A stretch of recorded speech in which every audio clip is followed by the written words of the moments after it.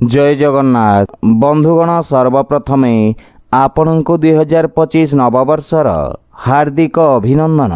एही नववर्षटी आपणଙ୍କ ପାଇଁ मंगलमय हेउ। आजिर भिडियो रे आमे जानिबा 2025 वर्षटी सिंह राशिर व्यक्ति मानଙ୍କ ପାଇଁ किपरि कटिब से विषय सेथि ପାଇଁ भिडियो को शेष पर्यंत देखंतु ओ जेउ माने आम चैनल को नुआ करि आछंती तळे थिवा लाल रंगर सब्सक्राइब बटन को दबाई आम चैनल को सब्सक्राइब करंतु ओ पाखरे थिवा घंटी बटन को दबाई ऑल रे सिलेक्ट करंतु काहेकि ना आमे अपलोड करिथिवा प्रत्येक भिडियोर नोटिफिकेशन आपण सर्वप्रथमे पाई परिबे। बंधुगण सिंह राशि व्यक्तिंक पई 2025 वर्षटी कैरियर तथा कार्यक्षेत्र दृष्टि सुखदायक परिणाम प्रदान करिबा।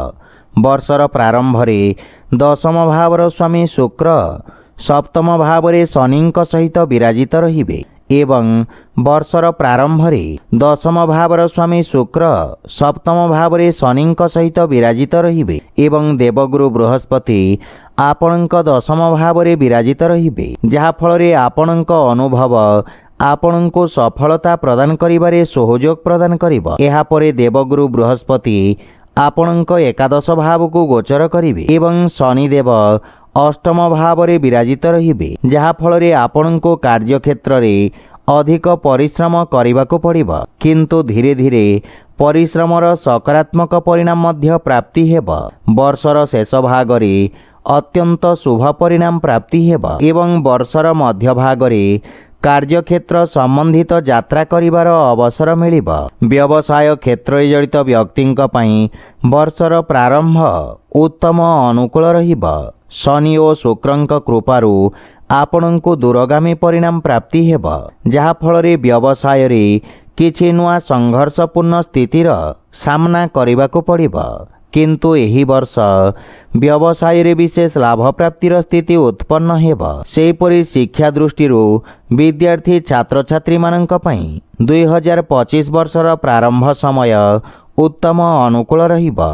इंटरव्यूर प्रस्तुति करुवा व्यक्ति को चाकरी प्राप्तिर संभावना रही। पंचम भावर स्वामी देवगुरु बृहस्पति वर्षर प्रारंभ रे दशम भाव रे विराजित रहिबे एवं मई मासरे आपणक एकादश भाव को गोचर करी पंचम भाव को दृष्टि रखिबे जहा फल रे आपणको शिक्षा क्षेत्र रे उत्तम सफलता प्राप्तिर संभावना रही। आपणक मन रे ज्ञान प्राप्तिर इच्छा जागृत हेबा एवं विद्या प्राप्ति रे सफलता मिलिबा। प्रतियोगी परीक्षार प्रस्तुति करुवा विद्यार्थी माननको निज कठिन परिश्रम कारणरू सफलता प्राप्ति हेबा। उच्च शिक्षार विद्यार्थी माननक पई वर्षर प्रारंभ 2 मास उत्तम अनुकूल रहिबा।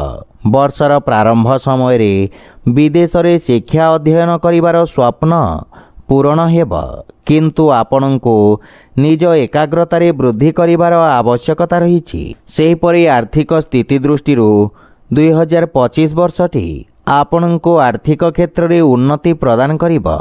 वर्षर प्रारंभ रे राहु अष्टम भाव रे एवं मंगल द्वादश भाव रे विराजित रही आपणक खर्च रे वृद्धि करिवार कार्य करिवे किंतु मई मासरे देवगुरु बृहस्पति आपणक एकादश भाव को गोचर करिवे एवं राहु अष्टम भावरु सप्तम भाव को गोचर करिवे जहा फल रे आपणको व्यावसायिक लाभ प्राप्ति हेबा एवं अन्य प्रकार अतिरिक्त धन लाभर मध्य संभावना रही। आपणक आमदानी रे वृद्धि घटिब एक रु अधिक माध्यमरु धन लाभर जोग रही जहा फल रे आपणक आर्थिक स्थिति रे सुधार आसिबा सहित आर्थिक स्थिति आहुरी मजबूत हेबाकु लागिब किंतु मार्च शेष भाग रे शनिदेव अष्टम भाव रे विराजित रहिबे जहा फल रे कोनोसी प्रकार कोर्ट कचेरी विवाद कारणरू आपणको धन लाभर जोग रही।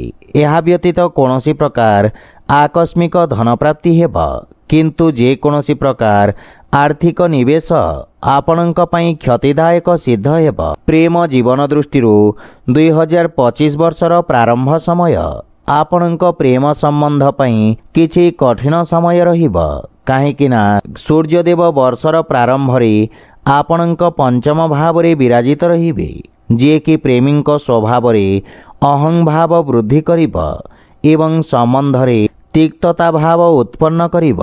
किंतु मई मास परे देवगुरु बृहस्पति एकादश भाव को गोचर करी अक्टोबर पर्यंत आपणक पंचम भाव को दृष्टि रखिबे, जहा फलरे प्रेम सम्बन्धरे प्रगाढ़ता आसिब एवं परस्पर मध्यरे उत्तम बुझाबणा स्थापित हेब। एहा परे अक्टोबर रु डिसेम्बर मध्यरे जेबे देवगुरु बृहस्पति द्वादश भाव को गोचर करिबे, तेबे प्रेमी को कौनसी प्रकार विशेष उपलब्धि प्राप्ति होई पारे। वैवाहिक जीवन दृष्टि 2025 वर्षर प्रारंभ समय उत्तम अनुकूल रहिब। जीवन साथी सहित उत्तम सामंजस्य स्थापित हेब एवं परस्पर भावना को सम्मान करिवे एवं एहा व्यतीत जीवन साथी सहित कौनसी प्रकार दूरयात्रा मध्य करि पारंती। मार्च मासरे शनिदेव अष्टम भाव को गोचर करिवे एवं सेठारे राहु मध्य विराजित थिबे, जहा फलरे श्वशुर घर पक्षरु तथा जीवन साथी को किछि कष्टर संभावना रही। जीवन साथी किछि स्वास्थ्यगत समस्या आपण को चिंतित करिब।